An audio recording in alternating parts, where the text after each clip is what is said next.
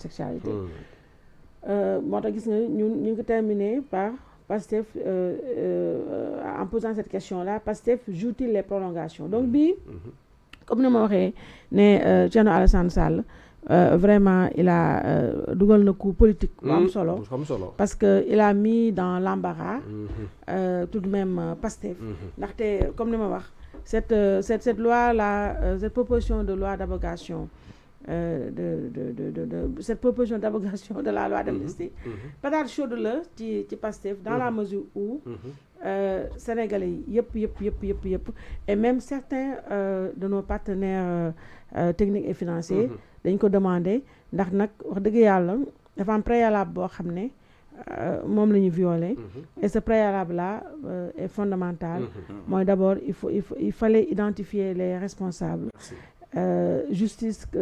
soit faite parce que balaa réconciliation il faut d'abord qu'il y ait la vérité. Voilà donc léegi nii bii nii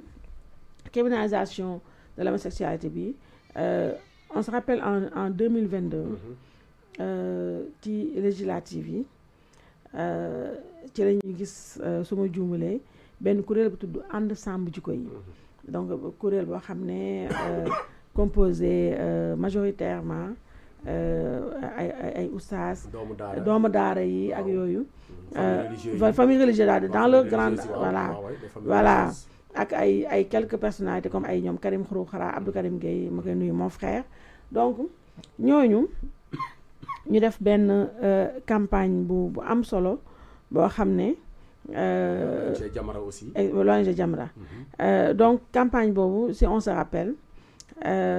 au début ñu bëri fulaalu ñu ko woon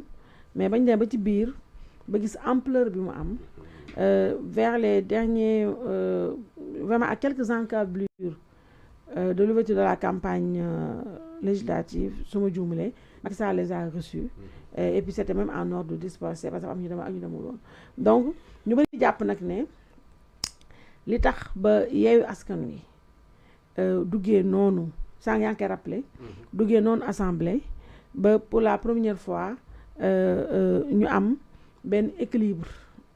boo am assemblée vraiment équilibre boo xam ne ñu mel ne man dañ jàpp ne équilibre bu salutaire la pour la démocratie c'est parce que tout simplement ànd sàmm jikko yi joué nañ ci duñu leen ñoo def lépp nag parce que avant ànd sàmm jikko yi wax dëgg yàlla y avait quand même une grosse lassitude de Macky Sall ak yu mel noonu mais jàpp nañ daal ne te man je suis d'accord avec cette thèse là mooy ànd sàmm jikko yi ñoom ñoo achevé le régime de Macky Sall parce que bañ ci duggee sous la houlette de Pastef ñu dugg si imposer ne Macky Sall bëggul criminalisation bi nangam dañ ca waxoon yëpp gis nañu ne ils ont après Yewwi Askan Wi loolu la jël boole ko ci programme de campagne am daay def razzia partout léegi quelque temps après en 2024-2025 donc ñoo bañ ñëwee ba Pastef gagné élection yi présidentielle bi il y a eu l'épisode de Mélenchon boo xam ne dëgg-dëgg tàngal na xol yi te ñu bëri sax Sénégal yi ba ñoo mere woon ànd sàmm jikko yi parce que ñu bëri ñoon xaar ñu génn dénoncer li Sonko waxoon à savoir que fii au Sénégal l'homosexualité est tolérée. Absolument. Une phrase boo xam ne qui avait fait beaucoup de dégâts et qui continue à faire des dégâts donc loolu ba mu amee ànd sàmm jikko yi kenn déggu leen on a juste vu de temps à autre ki nekkoon seen ki ko doon diriger muy Ababacar Mboup gis nañ ko def na fi ay sorties donc là je suis en train de rappeler les contextes mooy Ababacar Mboup bi nga xam ne moo nekkoon porte-étendardu ànd sàmm jikko yi donc on l'a vu dans des émissions muy attaqué ñoom Sonko di wax naan genre ils ne répondent plus ils ne répondent plus à ces messages mënutu leen jot ak nangam mais il faut avouer que ànd sàmm jikko yi jóg bi mu jógee woon ak aura bi mu amee woon ba ñuy ñëwee affaire bi yàqu na parce que dafa mel ni dafa xaw a dëggal li Macky Sall doon wax ne ñu bëri ci ànd sàmm jikko yi xëy na am na ñoo xam ne dañoo gëmoon profondément cette loi sur la criminalisation mais du ñàkk mu am ci biir ñoo xam ne politique moo leen taxoon a jóg. bëy yu sàngoo kii voilà bëy ñu xam ne ko sàngoo deru bëy voilà léegi toujours est-il que démb on a vu ànd sàmm jikko yi qui semble renaître de ses cendres daal di jóg pousse donc interpeller publiquement Ousmane Sonko donc le régime di wax di sax rappeler bon di jéem justifier seen mutisme bi par le fait que dañu doon may temps nguur gi ak nangam mais léegi dañoo bëgg nguur gi mooy donc waa Pastef ñi nga xam ne ñoo leen promettroon ne bu ñuy accéder au pouvoir ils vont criminaliser cette loi là donc qui respectent leurs engagements mais par la même occasion il y a notre frère Abdou Karim Gueye mi nga xam ne qui est allé à contre-courant je sais pas si tu l'as écouté pas qui est allé à contre-courant il en veut voilà de ànd sàmm jikko parce que dafa wax ne moom sax il est allé plus loin ndax dafa wax ne il l'a dit seetaan naa ko ci émission donc dafa wax ne moom il a fait une pro xam nga démb mi ngi woon ci conférence de presse su Thierno Alassane Sall bi et joxaale ko kii bi criminalisation de l'homosexualité bi déposé na ko moom proposition bi démb il a remis en main propre à Thierno Alassane Sall pour que Thierno jàppale ko si mais Karim a expliqué procédure bu muy jaar mooy saisir na député yu mu xam ñoom Cheikh Bara ñoom Guy Marius ak tout ñoom ñëpp ils ont semblé lui dire que il faut en référer à Ousmane Sonko ce que ànd sàmm jikko yi semble démentir parce que ñoom lañu wax ne El Malick leur a dit genre nañu patienter ak ñu donc loolu tout ça pour dire que cette loi là c'est la question que je te pose et que à laquelle Chris va répondre pour qu'on termine cette émission mooy ces lois là ces propositions de loi là ce sont ay engagements politiques la ñu woon ci le parti au pouvoir maintenant aujourd'hui nga xam ne ce parti au pouvoir là semble être rattrapé par ses promesses électorales mu ñëwoon tombé ci contexte boo xam ne yaa ngi ko doon rappelé sànq contexte sociopolitique bu doy waar boo xam ne aujourd'hui il y a énormément de désillusions il y a des Sénégalais aujourd'hui yoo xam ne dañoo voteel Ousmane Sonko sur la foi de ses promesses tu as vu le ravage yi VAR di def découragement généralisé bi sans que Moustapha Gueye mon frère 365 TV a même parlé de dégoût donc yooyu bu ñëwee tey ñu tànc leen Karim qui est en train de faire un travail extraordinaire daa wax naa ne aujourd'hui la vraie opposition ce n'est pas celle qui est constituée par des partis politiques la vraie opposition ce sont les Sénégalais qui depuis 10 mois courageusement à leurs risques et périls font face à ce gouvernement-là argument à l'appui VAR parce que les VAR finalement constituent la vraie opposition numéro 1 et la deuxième vraie opposition c'est évidemment la demande sociale donc le panier de la ménagère léegi nag kii bi ji bi mooy Pastef semble pris entre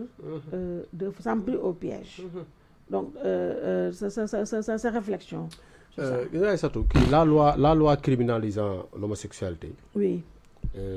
am na ku ne nañu wax olof nañ ko wax ci olof waaw loi ngeen baam dena je suis pas très bien moo tax loi je suis pas très bien je parle français maanaam loi bi nga xam ni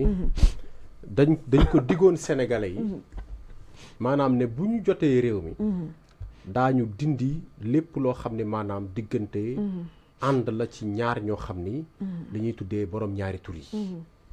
dootuñu ko nangooti Sénégal dañ koy dindi dañ ko fas yéene supprimer fexe ba loi bi ñu dugal ko assemblée ñu criminaliser ko maanaam criminaliser mooy ku ko def dañ lay teg daan yu 10 day mel ne rek daanaka nga rey nit crime la noonu la comme ni ñu def viol ak maanaam siif jigéen ak yooyu bon loolu ñoom bañ koo waxtaanee ñoom seen biir évidemment ils se sont rendu compte que ni Sénégalais yi loi boobu ñor na leen waaw farataal na leen te le régime de Macky Sall malheureusement tardé woon na pour def ko amoon nañ seen ay raisons mais ñoom diggewuñu ne daañ ko criminaliser mosuñu ko diggee donte nag gagné nañu élection bu nekk ñoom diggewuñu ko woon donte nag defuñu ko mais mosuñu ko diggee absolument Macky Sall aussi mu see gagné élection mosul dem élection ba aussi ba dugal ko ci programme de campagne c'est vrai bañ ko laajee TV5 maa ngi koy fàttaliku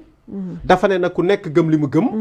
les pays occidentaux tubaab yi buñ ñu gëmloo wala ñu bëgg ñu imposer seen façon de voir wala seen vision waxoon na sax ne mu yokkoon si tamit ne Sénégal sax am nañu seen propre système voilà boo xam ne voilà ñoom ñun Sénégal depuis les temps immémoriaux waaw ñun société sénégalaise rek qui nga xam ne nanguwuñu qui rejette toute religion confondue moo xam église bi moom toute religion confondue on rejetait en masse l'homosexualité et que sous son règne il n'y aura jamais de légalisation très bien xam nga loolu leer na par contre kenn du ko imposer ban système la ñu war a sanctionner voilà les dits xam nga ñaar ñii il faut que ñu comparer ko surtout bu fekkee dañu bëgg xool oui kan mooy naxe ak kan moo nekk ci dëgg Aïssatou Obama daf fi ñëw jaakaarloog Macky Sall loolu da ngeen ko fàtte face à face dëgg jël avion moom jóge Amérique daanu fii Sénégal daal di plaider pour les kii di plaider pour les homosexuels Macky Sall ne ko Macky Sall ne que ce pays là n'est pas prêt à faire ça tubaab la loolu moom tubaab la premier ministre canadien xaaral ma ñëw rek doon boobu sax récent na bu Obama bee gën a diis dëgg la moo gën a diis ku xam États-Unis ak ay moyens wam xam nga ak fa mu la mën a xoj ay USAID ak gis nga ba ñu tëjee USAID barki démb gaa yi ngi jooy boobu ba léegi Macky Sall malgré ses pressions dafa taxaw ne waa ji non loolu moom mun fee ne dans les mêmes formes Mélenchon du président de Mélenchon opposition la nekk yorul benn poste bu officiel France confusionniste voilà est-ce que may dégg Mélenchon ñëw Sénégal xoola Mélenchon ñëw Sénégal anarchiste xaaral ma ñëw jàkkaarloog Ousmane Sonko biir université Cheikh Anta Diop Ousmane Sonko ne ko on va les tolérer léegi da ngay xool ñaar ñii ki ñëwoon da koy légaliser Obama ñëw fi président Amérique mu ne ko du ma ko def c'est pas possible am na sax peut-être foofu ñi ko fa mere nekk mënoon naa gën a peut-être wax ji mënoon naa gën a ferme mais diplomatiquement loolu doy na parce que loolu diplomatie la yenn fermeté yi parfois du ko jar am na nooy waxee ak waa ji mën na xam li nga bëgg si lu leer loolu diplomatie la dafa am aussi nooy waxee parce que sa nit ki jaru nga koy heurter le langage diplomatique jaru nga koy heurter mais dana xam ni fa nga jëm amul lu bëgg loolu moo ci am importance il faut lui opposer un refus mais un refus très mais imaginez ki ne carrément président ki ne carrément Mélenchon ñëw fi toog amul benn moyen de pression contre yow yorul état yorul dara yorul France yorul dara day opposé wu donc yaa may dégg xoolal la France insoumise la yor taxaw ñëw Sénégal nga ne ko nous allons les tolérer waa léegi imagine toi kuy tolérer góor jigéen di nga def loi criminalisant l'homosexuel sénégalais ñoo war a xippi seen bët xool ñiy wax ak ñoom ba kii Thierno Alassane Sall son acte est noble mais il fera face à un mur parce que il fera face à un mur te lii daañu ko waxaat fii Aïssatou ils vont pas voter cette loi je ne crois pas parce que il a pris l'engagement devant Mélenchon ne que cette loi là ñun c'est les homosexuels désormais on sera dans la tolérance on va les tolérer kooku waxin la tolérance mooy ils vont avoir les mêmes droits que tout le monde ils vont vivre correctement ils ne seront pas gênés ils vont pas être menacés ils vont avoir des droits etc protégés etc c'est ça la tolérance maintenant yow bu fekkee nag léegi yow da nga bëgg ñëw ci ànd sàmm jikko yi ba ñu waree jóg mooy ba mu waxee tolérance bi c'est trop tard xamal dama la c'est trop tard Aïssatou stratégiquement ànd sàmm jikko yi dañoo daanu parce que xamal tax Ousmane ba muy wax tolérance bi élection législative amagul Aïssatou amagul dëgg la politicien élection la respecté carte électeur la respecté mooy li nga wax ma carte ma sama lépp nit ñi nañ jëli seen carte politicien carte la respecté ànd sàmm jikko yi dañoo bàyyi ba nomination yi commencé jeex bàyyi ba décret yi commencé jeex bàyyi ba fal bi commencé jeex bàyyi ba keesu état yi comme ni ñu ko waxee commencé am problème ñu xam ne fii lañ fa mën a am bëriwul ñu delloo mbuum sa mboy ga ñu delloo buum sa boy ga mooy lan chantage parce que moo tax bu fekkoon li ñuy wax dëgg la ba ñu gagné élection yi présidentielles yi Mélenchon ñëw sa ëllëg sa Ousmane Sonko wax loolu ànd sàmm jikko yi nekk ci mbedd mi comme nañ ko daan defee donte nañ leen di bañal seen marche dégg naa déposé dañu mais nañ daan def bañ koy nangu dem ci sëñ Sall def pression sëñ xam radiyallahu anhu dem ci sëñ Muntaxa def pression dem ci sëñ Babacar Si Mbay Si def pression dem Ndiassane def pression ñu woote ba ñu may leen marche ñu taxaw jëmmal diine ji taxaw ne lii bëgguñu ko mais defuñu ko dañu bàyyi Ousmane Sonko wax la muy wax Mélenchon am la mu bëgg lobby homosexuel yëpp kontaan jubilé di def ay vidéo di ñu moqué ñun waa Sénégal naan ñu kenn ki wane nañ ko sax mu naan Ousmane Sonko moo suuba du courage wane nañ ko fii ñu mu may góor jigéen ñi doole ba ñu waree frappé mooy avant élection législative yi taxaw ak Ousmane Sonko ne ko lii boo ko defulee ñu combattre la doon am assemblée nationale qu'est-ce qu'ils ont fait ils ont accompagné Ousmane Sonko ba mu gagné législative yi mu naxanteeg ñoom ba gagné législative yi lan moo taxoon avant législative yi jóguñu xeex parce que Ousmane Sonko ba muy wax nag dañ koy toléré élection législative amul ay satu amul dëgg voté guñu présidentielle donc la ñu gagné ñoom Macky Sall ñoo nekkoon assemblée nationale yor majorité waa léegi lan moo leen tere woon jóg c'est ça le problème que nous avons dans ce pays là mooy ñuy xeex di calcul ci biir xeex bi xeex bu ànd ak calcul doo am ndam xeex boo koy def day nekk principe nga koy xeex à tout moment amul suba jot amul ngoon a jot parce que li ngay xeex dëgg la adversaire bi nekkul ci dëgg bu reculé wul yow waroo reculé yow mi nekk ci dëgg mais tu as l'impression que Ousmane Sonko am dëgg seen kaw ñoom amuñu dëgg parce que li nga war a def face à cette loi mooy boo jógee ne da nga ko bëgg dugal assemblée nationale ki nga xam ne da nga ko bañal dafa fekk ni yow am nga arme boo xam ne mën na la koo ragale fi mu toll ni Ousmane Sonko ban arme la leen di ragale gagné na présidentielle gagné na législative locale la fi des locale la fi des léegi yow ban moyen de pression nga am pour mën a contraindre Ousmane Sonko mu voté loi boobu il va pas le faire parce que day politique